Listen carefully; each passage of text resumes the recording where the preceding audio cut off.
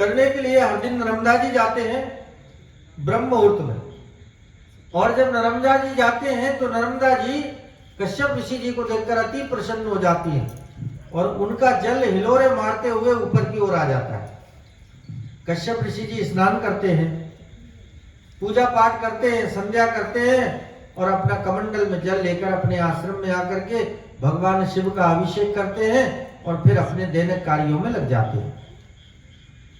88,000 ऋषि मुनि भी कश्यप जी के बाद स्नान करने जाते हैं तो 88,000 ऋषि मुनि देखते हैं कि नर्मदा जी का जल स्तर ऊपर से नीचे की ओर आ रहा है।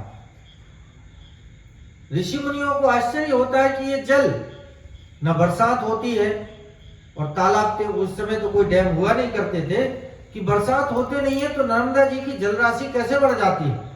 और हम लोग जब स्नान करने आते हैं 88,000 ऋषि मुनि तो ये जल का स्तर नीचे की ओर क्यों आता है। तो एक ऋषि बोले कि भैया इसमें आश्चर्य की क्या बात है, हम सब पवित्र आत्मा वाले हैं, दिव्य दृष्टि वाले हैं, तीनों काल की जानने वाले हैं, ध्यान करके देख लेते कि रहस्य क्या है। और 88,000 ऋषि मुनि जब अपनी दिव्य दृष्टि से ध्यान करके देखते हैं तो देखते हैं कि कश्यप ऋषि को देख करके मां नर्मदा प्रसन्नता पूर्वक अपनी जलराशि को बढ़ा देती हैं और 27 कल्पों से लगातार मां नर्मदा कश्यप ऋषि को स्नान करा रही है।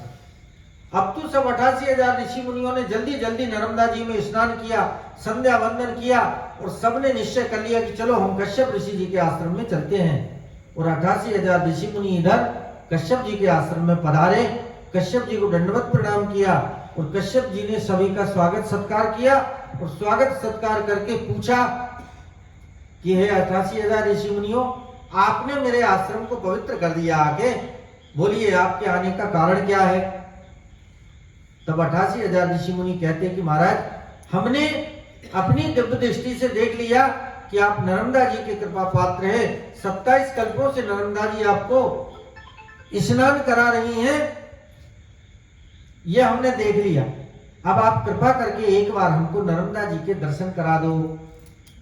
88,000 ऋषि मुनियों ने जब कश्यप ऋषि जी से प्रार्थना की, कश्यप जी प्रसन्न हो गए और प्रसन्न होकर के कहते हैं कि हे पवित्र आत्माओं, हे ऋषि मुनियों, मेरे साथ सब लोग गदगद कंठ होकर मधुर वाणी से नर्मदा जी की दिव्य स्तुति करते हैं, चलो मेरे साथ सब लोग स्तुति करो। और 88,000 ऋषि मुनि नर्मदा जी की स्तुति करने लगे। जैसे ही स्तुति प्रारंभ हुई, देवताओं ने जैसे ही 88,000 ऋषि मुनियों के स्वर को सुना, सब लोग स्वर्गलोक को छोड़कर के आकाश मंडल में उपस्थित हो गए। अप्सराएं नृत्य करने लगी, गंधर्व गान करने लगे और 88,000 ऋषि मुनि भावपूर्ण स्तुति करने लगे। उनकी स्तुति को सुनकर के पितरलोक भी दौड़ करके, पितृलोक छोड़ करके दौड़े कि आज हमको नर्मदा जी का फिर से दर्शन, दोबारा दर्शन का सौभाग्य प्राप्त होगा। पहले जब नर्मदा जी अमरकंटक में भगवान शिव के शरीर से पसीने के रूप में जब प्रकट हुई, तब हम सभी 33 कोटि देवी देवताओं ने नर्मदा जी के जाकर के अमरकंटक में दर्शन किए और उनको अनंत वरदान दिए। आज हमको कश्यप ऋषि आश्रम में ऐसा पूर्ण विश्वास है, देवता कहते हैं कि 88,000 ऋषि मुनियों की स्तुति सुनकर नर्मदा जी जरूर प्रकट होंगी। तो सब देवता आकाश मंडल में पुष्प लेकर खड़े हो गए, गंधर्व गान कर रहे हैं, अप्सराएं नृत्य कर रही हैं, 88,000 ऋषि मुनि जय जयकार बोल रहे हैं। उसी समय धरती में एक कंपन होता है, गड़गड़ाहट होती है और जल की छोटी छोटी धाराएं बुलबुले के रूप में प्रकट होने लगी और देखते ही देखते एक जलराशि ने एकत्रित हो गई जलराशि और उसके ऊपर मां नर्मदा रत्ना सागर को लेकर के सुंदर मकर पे सवार होकर चतुर्भुज रूप में एक हाथ में अमृत का कलश लिए हुए, एक हाथ में आशीर्वाद की मुद्रा में मंद मंद मुस्कुराती हुई उस विशाल जलराशि में प्रकट हो गई। और भगवान वेदव्यास ने लिखा, नवयौवन संपन्ना पंचमुद्रा विभूषिता। भगवती की सुंदरता देख करके 14 लोग मोहित हो गए और मां मंद मंद मुस्कुराते हुए कहती हैं कि ऋषि मुनियों, मैं तुम्हारी स्तुति से अति प्रसन्न हूं, अब तुम जो चाहो वो वरदान मांग लो। और जब वरदान मांगने लगे तब ऋषि मुनियों ने कहा कि ये माँ आपके दर्शन मिल गए, हमको सब मिल गया, परंतु फिर भी आप बोलती हो वरदान मांगो, तो हमको सिर्फ एक वरदान दे दो कि आप 33 कोटि देवी देवता पितरों के और 88,000 ऋषि मुनियों के समक्ष हमारी स्तुति से प्रसन्न होकर आप कश्यप ऋषि आश्रम में प्रकट हुई हैं, आप नित्य निरंतर इसी जल राशि के अंदर में नित्य निवास करें। और मां नर्मदा ने तथास्तु कहा कि ठीक है, मैं इधर निवास करूंगी, और जो मेरे इस जल में स्नान करे, पितरों के पिंडदान करे, तर्पण करे, मार्जन करे, ब्राह्मण भोजन करे, अन्नदान, धनदान, गौदान करे, ऐसे जीवात्माओं को तू पितृलोक से मुक्त करके वैकुंठ आदि लोकों में भेजना। और जो पुत्र अपने पितरों का पिंडदान कराए उसको पितृ ऋण से मुक्त कर देना, पितर ऋण जो होता है ना उससे मुक्त कर देना, और उसके घर में यदि कोई पितृदोष हो तो उससे भी मुक्त कर देना। इस प्रकार से नर्मदा जी ने तथास्तु कहा और हंसते हंसते मंद मंद मुस्कुराते हुए कहा कि आज से हे ऋषियों मैं नित्य निरंतर इसी जगह निवास करूंगी। तो ये 3200 किलोमीटर की परिक्रमा में, दोनों तट की परिक्रमा 3200-3300 किलोमीटर हो जाती है, तो 3200-3300 किलोमीटर की परिक्रमा में ये पहला नर्मदा कुंड है जहां पर भगवती नित्य निरंतर निवास करती हैं। उस कुंड में जितनी जोर से आप हर नर्मदे हर बोलोगे उतने बुलबुले आपको आशीर्वाद के रूप में प्राप्त होते हैं। ये कश्यप ऋषि आश्रम बुलबुला कुंड, लेकिन इसको नर्मदा पुराण में लिखा है धनवंतरी क्षेत्र है, कि जिस समय जयंत अमृत का कलश लेकर के जब धनवंतरी भगवान प्रकट हुए तो ये वही रत्न सागर है जिसको अभी आप पार करने वाले हैं, जिसको देवताओं ने, दानवों ने इसका मंथन किया और जहां से 14 रत्न निकले। तो जहां आप विमलेश्वर जा रहे हैं, जहां से नाव उतरते हैं, वही रत्नेश्वर भगवान का मंदिर है। तो 14 रत्न जहां से निकले थे, तो धनवंतरी भगवान जब कलश लेकर निकले अमृत का, तो यज्ञ का पुत्र जो इंद्र के पुत्र जयंत थे उसको लेकर के दौड़े, कलश को लेकर के भागे। तो ये धनवंतरी क्षेत्र कहलाता है। यहां अनेक जड़ी बूटियां, ऐसी ऐसी दुर्लभ जड़ी बूटियां यहां उत्पन्न है, प्रारब्ध में आपको मिलती हैं। जैसे बच्चों के कोई भी रोग हो, किसी प्रकार का रोग हो, यदि उसकी थोड़ी सी धूनी भी दे दो तो वो निरोग हो जाता है। छोटा शिशु, माताएं गर्भवती हैं, यदि बहुत कष्ट में है तो आप धूनी दे दो अकेली, बस उसकी धूनी को सुनते ही उनका प्रसव शांति से हो जाए।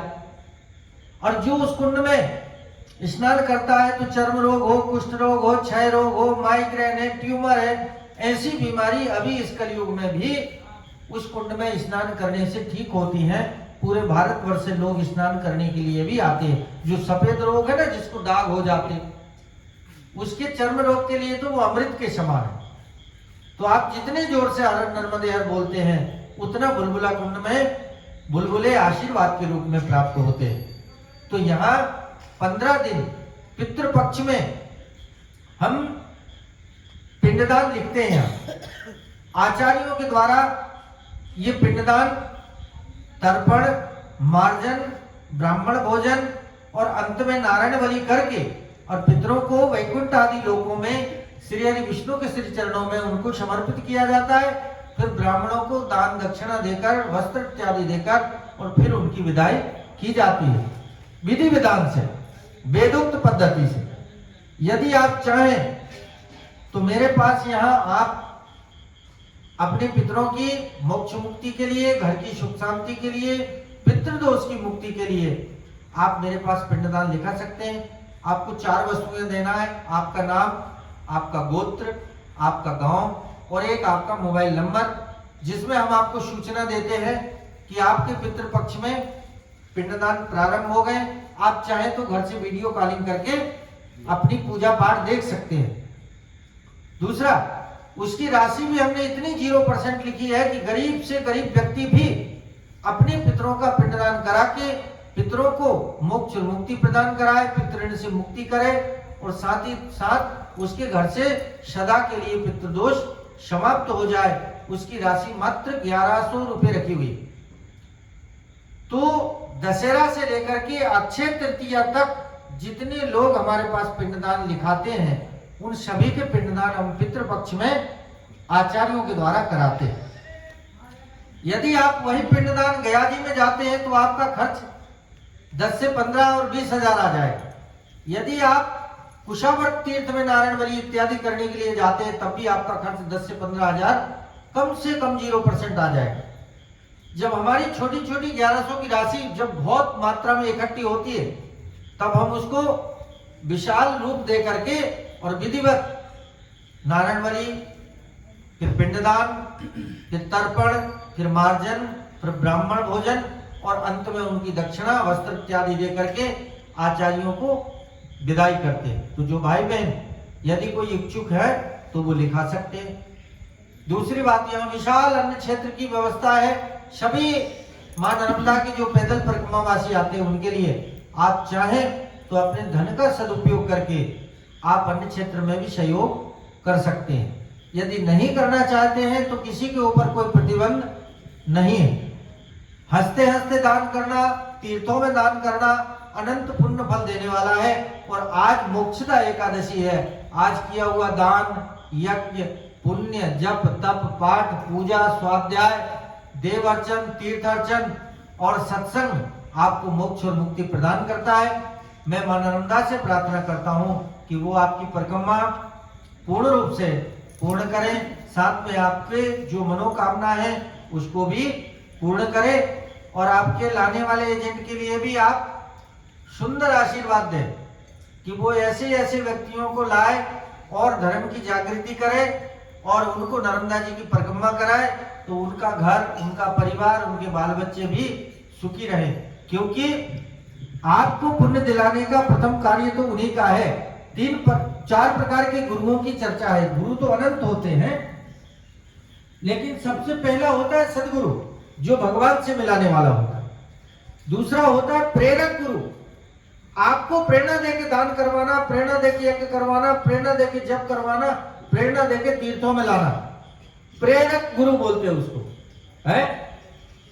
जैसे पवन पुत्र हनुमान जी को जब लंका में आग लगाने लगे तो पवन पुत्र को पवन जी ने प्रेरणा दी कि तुम अकेली पूंछ को मत जलाओ, मरुदगणों का ध्यान करो। और जैसे ही उन्होंने मरुदगण का ध्यान किया 49 प्रकार की हवाएं चलने लगी। लो, प्रेरणा बताने वाला भी चाहिए, ले जाने वाला भी चाहिए। धन देना तो अच्छी बात है, तो आपका यही धन सार्थक है जो जीवन में आपने अभी लगाया। तो आज एकादशी है, आज किया हुआ दान, यज्ञ, पुण्य, जप, तप, पाठ, पूजा, स्वाध्याय आपको मोक्ष और मुक्ति प्रदान करता है। 2 भगवान के नाम में अपनी वाणी को विराम दूंगा। श्री राम जय राम जय जय राम, श्री राम जय राम जय जय राम, श्री राम जय राम जय जय राम, श्री राम जय राम जय जय राम, श्री राम जय राम जय जय राम, श्री राम जय राम जय जय राम। बोलो नर्मदा मैया की जय, कश्यप ऋषि जी महाराज की जय, बलबला कुंड धाम की जय, नीलकंठेश्वर महादेव की जय, मोक्षदा एकादशी मैया की जय। हर हर नर्मदे नर्मदे